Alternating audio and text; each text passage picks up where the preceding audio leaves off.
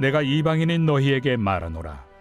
내가 이방인의 사도인 만큼 내 직분을 영광스럽게 여기노니 이는 혹 내 고륙을 나무쪼록 취기하게 하여 그들 중에서 얼마를 구원하려 함이라.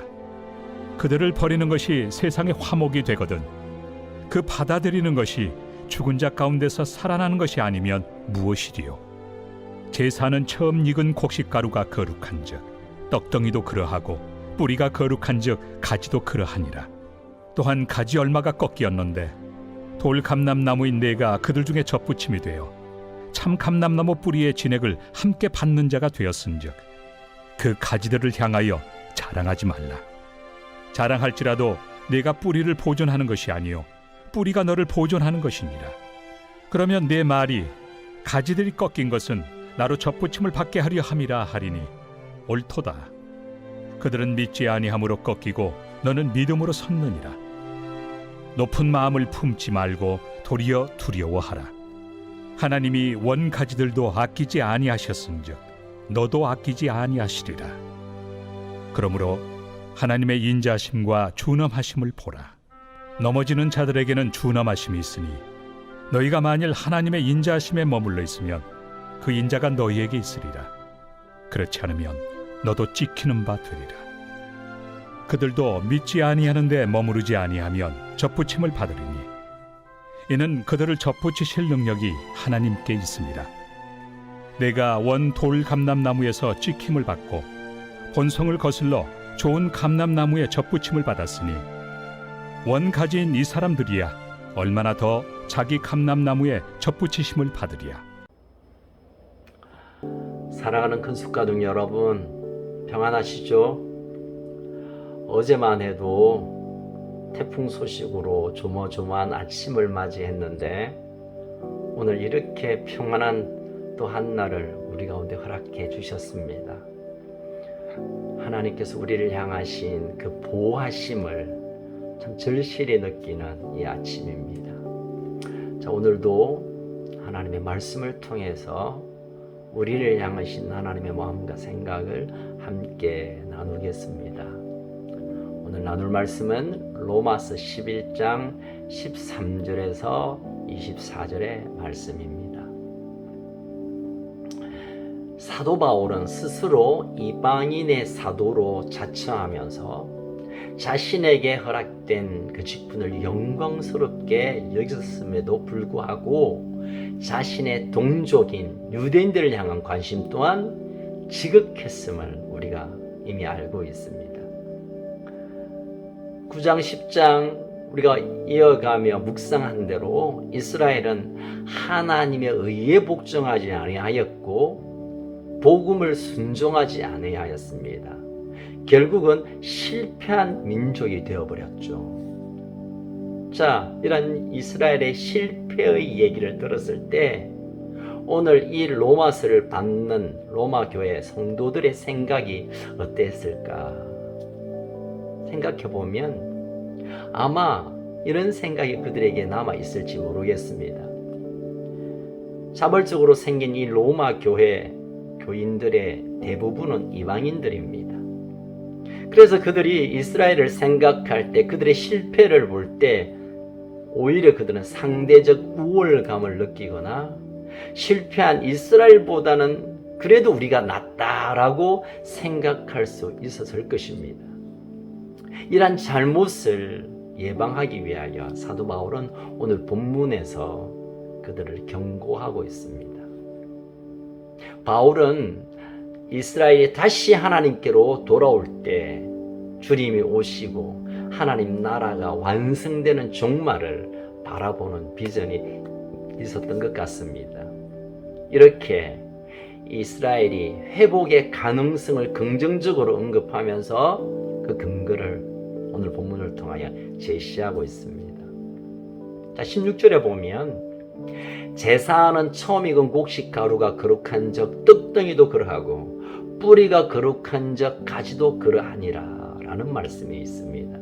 여기에 처음 익은 곡식과 뿌리는 믿음의 조상 아브라함으로부터 그와 맺어진 하나님의 언약을 물려받은 족장을 가리키고 있습니다.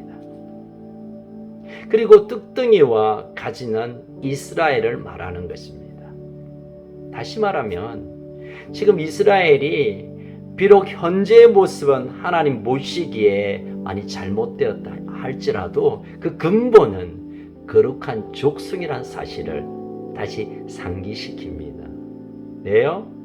이스라엘 사도 바울은 복음을 받아들인 이방인 그리스도인들에게 아직 복음을 받아들이지 않고 있는 유대인들은 일방적으로 멸시하는 것을 안 될 일이라고 말하기 위해 이 말을 상기시키는 거죠.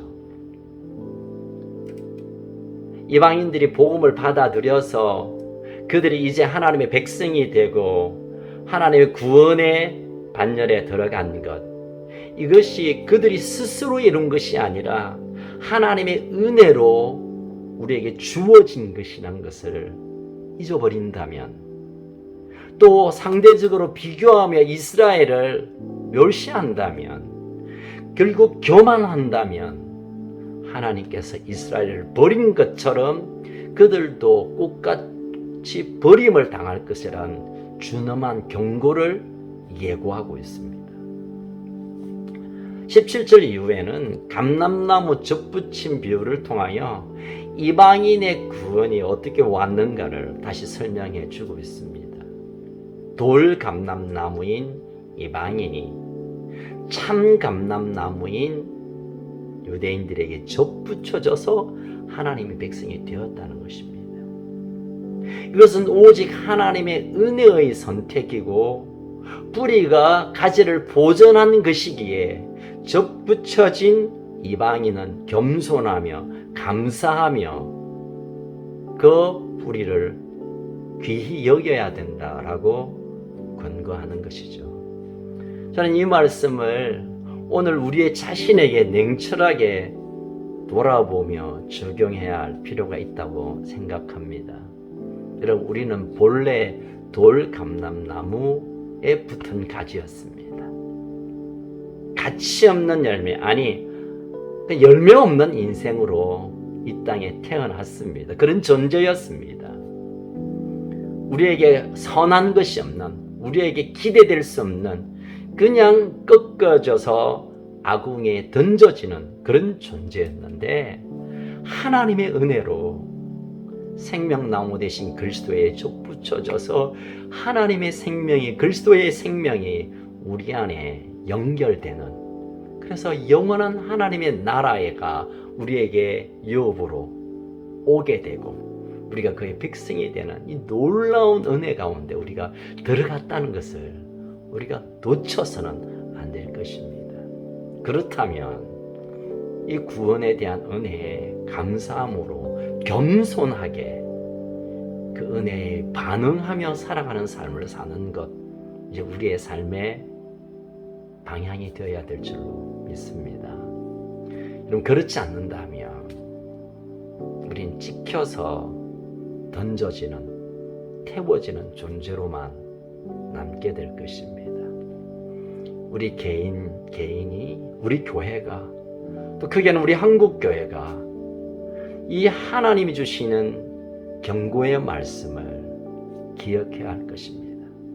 우리 스스로가 구원을 이룬 것이 아니라, 우리 스스로가 하나님의 선택을 취한 것이 아니라, 가져온 것이 아니라 하나님의 100%의 은혜로 하나님의 구원의 반열에 들어가게 되고, 하나님의 백성 가운데 우리가 들어가게 되고, 하나님의 자녀로 우리가 입양되는 이 놀라운 은혜가 우리에게 주어졌음을 늘 기억하면서 겸손하게, 성실하게, 충성됨으로 하나님 우리에게 불러주신 은혜에 반응하는 삶을 살아드리는 것, 그것이 우리의 남은 생의 숙제며 우리가 붙들어야 할 방향이라고 믿습니다. 오늘 이 복된 아침, 하나님의 평안과 그리고 또 우리에게 새롭게 맺게 하실 열매를 꿈꾸는 복된 하루가 되시기를 주의 이름으로 축복합니다. 기도할까요? 살아계신 하나님 아버지, 우리는 이 땅에 태어나면서부터 이방인으로 돌감람나무 가지, 아무 소망이 없는, 그냥 잠깐 살아있는 것처럼 보이다가 꺾여져서 태워지는 가치없는 인생이었지만, 하나님 우리를 사랑하셔서 우리를 참 감나무로 접붙여 주시고 생명나무의 가지로 우리에게 연결시켜 주셔서 우리 안에 구원이 허락되어졌고, 그 구원으로 인하여 우리가 하나님의 백성의 삶을 살게 하시니 감사합니다. 이것이 우리가 한 일이 아니고 우리가 이룬 것이 아니라 하나님의 은혜기에 겸손함으로, 감사함으로, 이 은혜에 반응하여 하나님 앞에 막 우리에게 주어진 사명에 헌신함으로 하나님의 나라를 위하여 우리의 삶을 드림의 삶으로 살아드리게 하여 주시옵소서. 오늘도 하나님, 우리의 하루의 인생을 통하여, 하루의 시간을 통하여 하나님께서 원하시는 아름다운 열매 맺는 그런 복된 하루가 되게 하여 주시옵소서. 흩어져 있는 우리 가족들, 어떤 어려움에 있는지 모르지만 하나님의 은혜를 구하고 하나님의 기적을 구하는 우리 가족들, 하나님의 생명이 가지로부터 나오게 하시고, 그래서 아름다운 열매로 우리의 삶에 충만하고 풍성하게 맺어지는 복된 하루가 되게 하여 주시옵소서. 우리의 참 소망 되신, 생명나무 되신 예수 그리스도 이름으로 기도합니다. 아멘. 오늘도 복된 하루가 되시기를 축복합니다.